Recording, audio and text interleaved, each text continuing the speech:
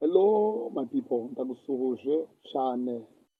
Reka nkubwire ikintu ucumve neza. Muri ubu buzima tugira inshuti. Ndavuga uyu munsi inshuti imwe. Tugira inshuti ibana natwe ku bwa serivisi idukeneyeho. Ushize nigeze kuzandika kuri status. Tugira inshuti tubana kubera ko hari serivisi dukeneyeho. Umuntu mukabana kubera ko azi ko azogutira ipantaro, azi ko azokuguza amafaranga, azi ko igihe cyose azogukenera uzamubona, azakubona. So iyo nshuti rero ni inshuti tubana nayo ku bwa serivisi, tutabana nayo kuko idukunze. Listen to me my dear. Iyi ni inshuti tubana nayo atari uko idukunze, ahubwo tukabana nayo kubera ibyo dutunze. Sinzi ko murimo muranyumva neza. Let me tell you my people, uyu muntu ikizamukubwira iyo serivisi yaragukeneyeho irangiye bijya birangira burundu. Ndaguha ingero z'abantu kandi urasanga ubizi cyane cyane.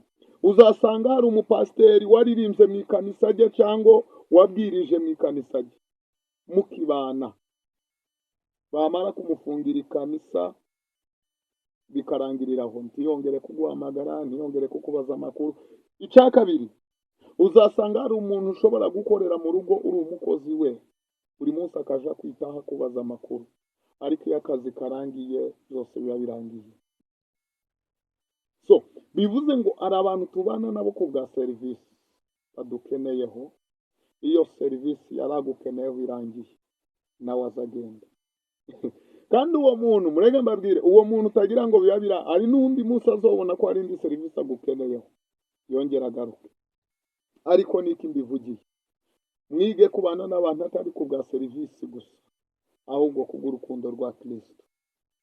Ntumuhamagare kubera ko ubizi ko aza kugurira afrikanti, ntumuhamagare kubera ko aza kugurira chicken leg wa mugani w'abandi, cyangwa aza kugurira bruschette, ahubwo umuhamagare kuko ari inshuti yawe, kipenzi cha roho yangu, inshuti y'umutima wawe. So niko kuntu kwiza dukwiriye kubana nk'abakristo, niko kuntu kwiza dukwiriye kubana nk'abarokore, niko kuntu kwiza dukwiriye kubana nk'abantu basenga. Twe kubana ku bwa serivisi, twe kubana kubw'ibyo umwe akeneye ku wundi, twe kubana kubwo uzi kubera ko uzi ko uwo muntu nyine uramukeneye mu nyungu zawe, kandi igitangaje wiyakwiyambaje mu nyungu ze ntakubona. Niyo ugaragaye ugaragara akantu k'agace.